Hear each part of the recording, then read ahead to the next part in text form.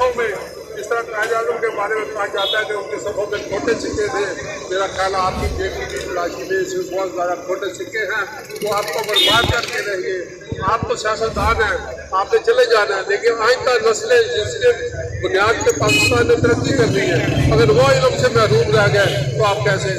میں آپ سے لوگوں کو یاد دلانا چاہتا ہوں، جس ملک میں 15-20 لاکھ بچے اسلامی ملک میں قرآن پڑھنے کے لیے روٹیاں مانگے، وہاں آپ انگلش کی بات کرتے ہیں، وہاں آپ بنیادی تعلیم کی بات کریں، انسانوں کو انسان بنانے کی بات کریں۔ دین کا جو پہلا لفظ ہے نبی صلی اللہ علیہ وسلم کو سکھایا گیا وہ اقرا تھا، اقرا کا مطلب ہے اس کو بنیادی تعلیم دی جائے۔ جب آپ بنیادی تعلیم نہیں دیں گے تو آپ ترقی کا کہاں خواب دیکھیں گے؟ جو طبقاتی جنگ ہے انگریزی کی وجہ سے اس وقت 4 طرح کے نظام ملک میں چل رہے ہیں، لوگ کو اپنے اندر سے نکالیں، ورنہ یہ آپ کا مستقبل خراب کریں گے، ہمارا مستقبل خراب کریں گے اور عوام کا مستقبل خراب کریں گے۔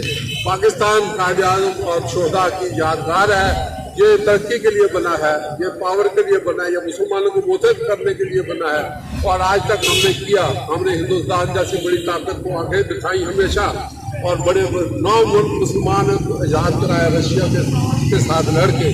اس ملک کو اتنا کمزور نہ کریں زبان کی بنیاد پر، نہ طبقاتی کریں۔